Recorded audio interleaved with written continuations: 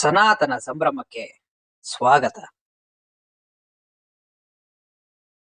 ಮೀನರಾಶಿ ಅಂತಂದ್ರೆ ಯಾವ ರೀತಿಯಲ್ಲಿ ಒಂದು ಲಾಂಛನ ಇದೆ ಮೀನರಾಶಿದು ಅಂತಂದ್ರೆ, ಎರಡು ಮೀನುಗಳನ್ನ ಇರುವಂತಹ ಲಾಂಛನ ಹೊಂದಿದೆ, ಜೋಡಿ ಮೀನುಗಳು. ಆಯ್ತಾ? ಇನ್ನು ಈ ಮೀನರಾಶಿಯಲ್ಲಿ ಬರುವಂತಹ ನಕ್ಷತ್ರಗಳು ಯಾವುವು? ಪೂರ್ವ ಭಾದ್ರ ನಕ್ಷತ್ರದ ಮೊದಲನೇ ಚರಣ, ಉತ್ತರ ಭಾದ್ರ ನಕ್ಷತ್ರದ 4 ಚರಣಗಳು, ರೇವತಿ ನಕ್ಷತ್ರದ 4 ಚರಣಗಳು ಸೇರಿರುವಂತಹ ಮೀನರಾಶಿ. ಆಯ್ತಾ?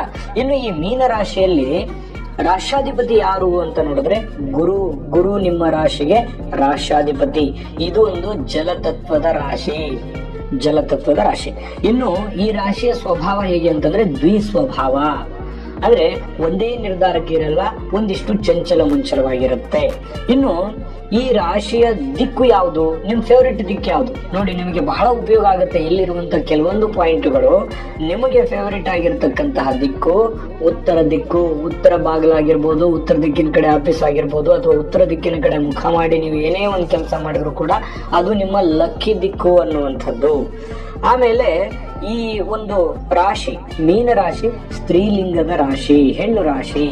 ಇನ್ನು ನೀವು ಯಾವ ದೇವರನ್ನ ಆರಾಧನೆ ಮಾಡಿದ್ರೆ ನಿಮಗೆ ಶುಭ ಫಲ ತರುತ್ತೆ? ನಿಮ್ಮ ಸಂಕಷ್ಟಗಳಿಗೆ ಯಾವ ದೇವರನ್ನ ನೀವು ಜಾಸ್ತಿಯಾಗಿ ಅವಲಂಬಿತರಾಗಬೇಕು?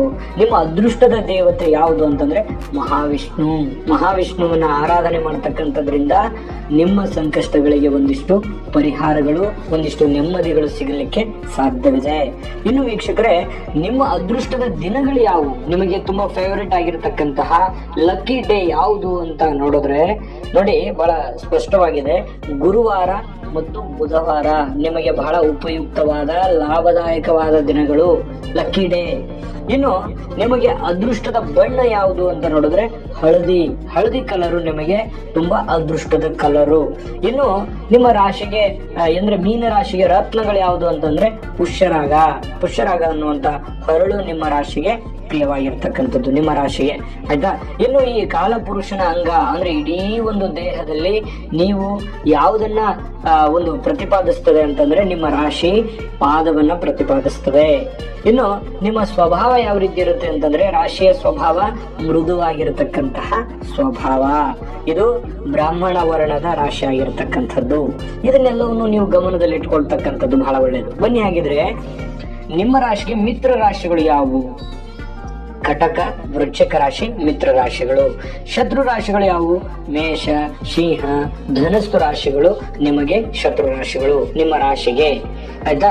ಇನ್ನು ವಿಶೇಷವಾದ ಗುಣ ಯಾವುದು? ನಿಮ್ಮಲ್ಲಿರ್ತಕ್ಕಂಥ ವಿಶೇಷ ಗುಣ ಯಾವುದು ಅಂತಂದ್ರೆ ಧಾರ್ಮಿಕ ಆಸಕ್ತರಾಗಿರ್ತಕ್ಕಂಥದ್ದು, ಭಾವಜೀವಿಗಳು ಕೂಡ ಆಗಿರ್ತಕ್ಕಂಥದ್ದು. ಅದರ ಬಗ್ಗೆ ಒಂದಿಷ್ಟು ಮಾಹಿತಿಯನ್ನು ತಿಳಿಸ್ಕೊಡ್ತೀನಿ. ಓಕೆ?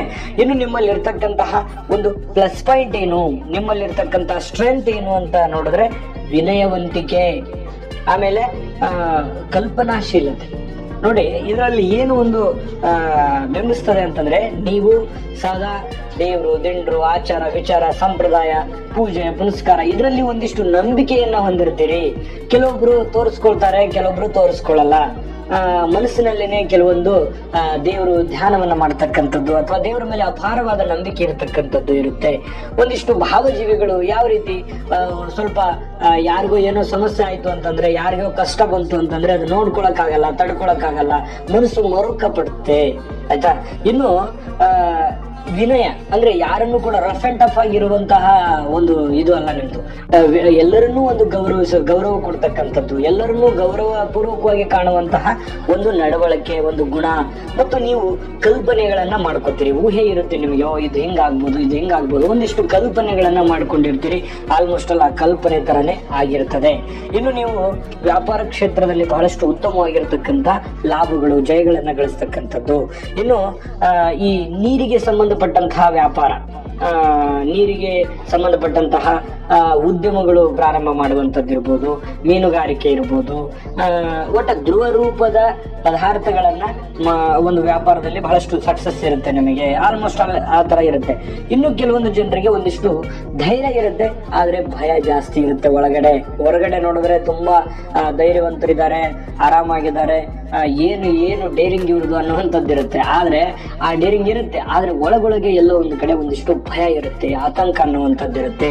ಇನ್ನು ಒಂದಿಷ್ಟು ತಿರುಗಾಟ ಜಾಸ್ತಿ, ಒಂದೇ ಕಡೆ ಸ್ಟೇಬಲ್ ಆಗಿ ನಿಲ್ಲುವಂಥದ್ದು ಕಡಿಮೆ, ಕೆಲಸದ ವಿಚಾರದಲ್ಲಿ ಅಲದಾಡ್ತಾ ಇರತಕ್ಕಂಥದ್ದೇ ಜಾಸ್ತಿ. ಆದ್ರೆ ಪ್ಲಾನ್ ತುಂಬಾ ಚೆನ್ನಾಗಿರುತ್ತೆ, ಪಕ್ಕ ಪ್ಲಾನ್ ಮಾಡ್ಕೊಂಡಿರ್ತಾರೆ, ಇದೇ ರೀತಿ ಮಾಡ್ಬೇಕು, ಎಕ್ಸ್ಪೆರಿಮೆಂಟ್ಗಳು ಜಾಸ್ತಿ ನಿಮ್ಮ ಒಂದು ಕೆಲಸದಲ್ಲಿ, ಈ ರೀತಿ ಒಂದು ಡಿಫ್ರೆಂಟ್ ಆಗಿ ಮಾಡಿರ್ತೀರಿ. ಆದ್ರೆ ರಿಸ್ಕ್ ಜಾಸ್ತಿ ತಗೊಳ್ಳಲ್ಲ. ಏನಾದ್ರೂ ಹೆವಿ ರಿಸ್ಕ್ ಇದೆಯಾ, ಅದು ಸ್ವಲ್ಪ ಸೇಫ್ ಸೈಡ್ ಯೋಚನೆ ಮಾಡುವಂಥದ್ದು, ಸುರಕ್ಷಿತವಾಗಿ ಯೋಚನೆ ಮಾಡತಕ್ಕಂತಹ ಮನಸ್ಥಿತಿ ಉಳ್ಳವರು ಮೀನರಾಶಿಯವರು. ನಿಮ್ಮ ಅನಿಸಿಕೆ ಅಭಿಪ್ರಾಯ ಕಮೆಂಟ್ ಮಾಡಿ. ಇನ್ನೂ ಇದೆ, ಈ ವಿಡಿಯೋ ಮುಗುದಿಲ್ಲ, ಬಹಳ ಮುಖ್ಯವಾದ ವಿಚಾರ ಪಾಯಿಂಟ್ ಇದೆ ಇಲ್ಲಿ ತಿಳ್ಕೊಳ್ಳತಕ್ಕಂಥದ್ದು. ಅದೇನಿದೆ, ಇಷ್ಟು ದಿನವರೆಗೂ ನಿಮಗೆ ಪ್ಲಸ್ ಪಾಯಿಂಟ್ಗಳ ಬಗ್ಗೆ ತಿಳ್ಕೊಂಡ್ರಿ ಅಲ್ವಾ, ಇನ್ನು ಮೈನಸ್ ಪಾಯಿಂಟ್ಗಳು ಇದಾವೆ. ಮೈನಸ್ ಪಾಯಿಂಟ್ಗಳು ಬಹಳ ಮುಖ್ಯವಾಗಿ ತಿಳಿದುಕೊಳ್ಬೇಕಾಗಿರ್ತಕ್ಕಂಥದ್ದು. ಏನು, ತಿಥಿ, ವಾರ, ಯೋಗ, ಕರ್ಣ, ನಕ್ಷತ್ರಗಳು, ನಿಮಗೆ ಯಾವ್ದಾವ್ದೆಲ್ಲ ಮೈನಸ್ಗಳಾಗ್ತದೆ, ಇದು ಬಹಳ ಇಂಪಾರ್ಟೆಂಟ್ ಆಗುತ್ತೆ ನೋಡಿ. ಮೀನರಾಶಿಯವರಿಗೆ ಪಾಲ್ಗುಣ ಮಾಸ ಮೈನಸ್ ಆಗುತ್ತೆ. ಇನ್ನು 5ನೇ ತಿಥಿ, 10ನೇ ತಿಥಿ, 15ನೇ ತಿಥಿ ನಿಮಗೆ ಮೈನಸ್ ಆಗುತ್ತೆ. ಇನ್ನು ಶುಕ್ರವಾರ ಮೀನರಾಶಿಯವರಿಗೆ ಅದು ನಿಮಗೆ ಅಷ್ಟೊಂದು ಪ್ಲಸ್ ಪಾಯಿಂಟ್ ಅಲ್ಲ. ಆ ದಿನ ಸ್ವಲ್ಪ ನೀವು ನೋಡ್ಕೊಂಡು ಕೆಲಸ ಮಾಡೋದು ಒಳ್ಳೇದು.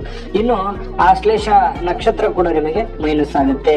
ವಜ್ರ ಯೋಗ, ಇನ್ನು ಚತುಷ್ಪಾದ ಕರ್ಣ, ಇದು ನಿಮಗೆ ಮೈನಸ್ ಆಗ್ತಕ್ಕಂಥದ್ದು.